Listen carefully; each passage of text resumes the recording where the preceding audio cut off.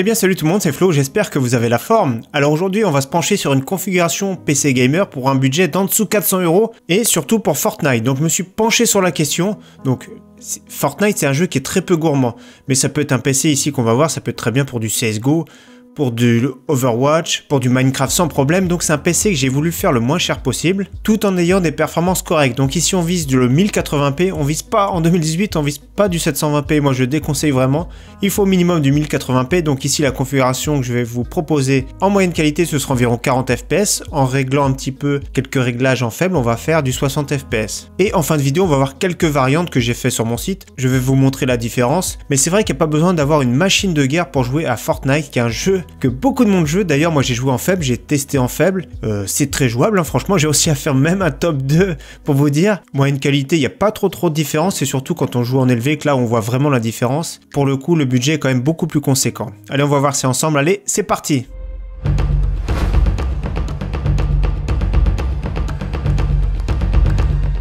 Donc pour le processeur, Intel est très bien placé ici pour Fortnite, donc un Pentium G4560 qui est vraiment pas cher et vraiment très à l'aise en jeu vidéo. Donc c'est un dual core, mais attention il a 4 threads, donc c'est très bien. C'est un processeur qui fait le travail, qui est vraiment surprenant pour son prix. Donc franchement, 55 € ici c'est vraiment une très bonne base. Donc je rappelle qu'on vise un PC à moins de 400 €, donc c'est vraiment impressionnant. Pour moins de 400 €, en plus de ça on aura une vraie carte graphique. La carte mère, on est sur le chipset B250M, donc une carte mère micro ATX, donc j'ai pris une qui a 4 slots de RAM, donc on mettra 2 barrettes de RAM pour commencer, mais on pourra plus tard en rajouter pour celui qui veut passer par exemple à 16 Go. Donc une bonne carte son, bon étage d'alimentation, bonne finition et tout, donc c'est très simple mais c'est très joli. Gigabyte, il y a vraiment tout ce qu'il faut ici pour notre configuration. Alors on fait des économies ici sur la RAM, elle est pas très belle, c'est le fabricant Kumo, c'est un jeune fabricant de puces, c'est pas le plus gros, c'est sûr le plus gros ça reste Samsung, mais ici ils fabriquent leurs puces. Les barrettes sont pas chères, c'est de la DDR4 2133 à 75 €.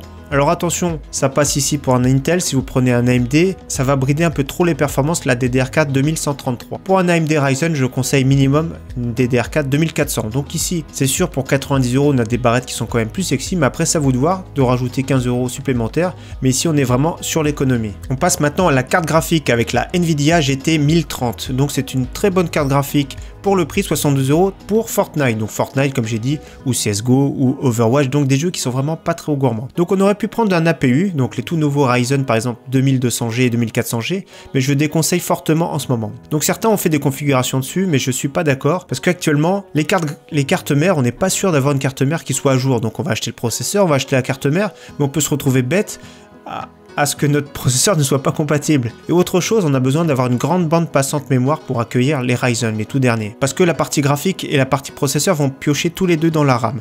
Donc c'est pour ça que les kits envoyés par AMD dans la presse étaient des DDR4 3200. Et le prix est quand même beaucoup plus supérieur. Donc ici on a des performances équivalentes pour moins cher avec une vraie carte graphique qui se débrouille très bien ici. J'ai vu pas mal de benchmarks, donc je me suis pas lancé au hasard. Ici on est sur du 1080p, je le rappelle, moyenne qualité 40 fps, et si vous jouez en faible ce sera largement plus de 60 fps, donc c'est vraiment très bien pour Fortnite. Le stockage, on est sur du soft avec 1 Tera de disque dur à 42 €, ça c'est vraiment bien, ça fait l'affaire. Seagate, attention, prenez bien 7200 tours par minute, certains me montrent des configurations avec un 5400 tours par minute, je déconseille fortement, ça va beaucoup trop brider votre système, donc minimum 7200 tours par minute. Le boîtier, j'ai pris un boîtier à environ 30 €, mais après ça c'est une question de goût. Ici j'ai trouvé 30 € avec la livraison gratuite chez Amazon.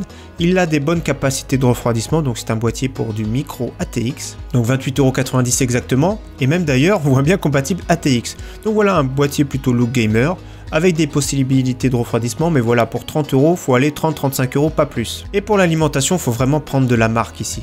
Pour moi, l'entrée de gamme, la meilleure, c'est la Corsair VS 450. Pour une quarantaine d'euros, c'est celle vraiment qu'on va conseiller. C'est pas la plus silencieuse, c'est sûr, mais elle fait vraiment le travail. Et ce qu'on lui demande, c'est d'avoir vraiment des tensions qui soient stables. C'est sûr que le look, c'est pas du câblage management de qualité, on se retrouve avec tous les fils gainés. Après, si vous voulez investir plus dans une alimentation, moi je vous dirais, ok, investissez plus dans l'alimentation, plutôt que dans le boîtier par exemple. Parce que souvent l'alimentation, on va la garder plusieurs configurations, donc prenez, si vous comptez partir sur un PC pas trop cher dès le départ, prenez une bonne alimentation et faire évoluer au fur et à mesure et pouvoir garder des années votre alimentation. Donc ce PC, le prix 376 €, c'est vraiment un bon prix. Ici franchement il y a de quoi se faire plaisir dans un PC pour jouer à des jeux pas trop gourmands actuellement et qu'on pourra faire évoluer par la suite. Bien sûr, il faudra rajouter un Windows, donc on arrive à trouver des clés à une dizaine d'euros, donc ça peut valoir le coup. Donc pour moins de 400 €, on arrive à créer son PC gamer gamer pour jouer par exemple à Fortnite et des jeux qui sont vraiment pas trop gourmands. Maintenant, j'avais dit qu'on allait voir d'autres configs que j'ai mis à jour sur mon site. Donc voilà, mon site il se présente comme ça,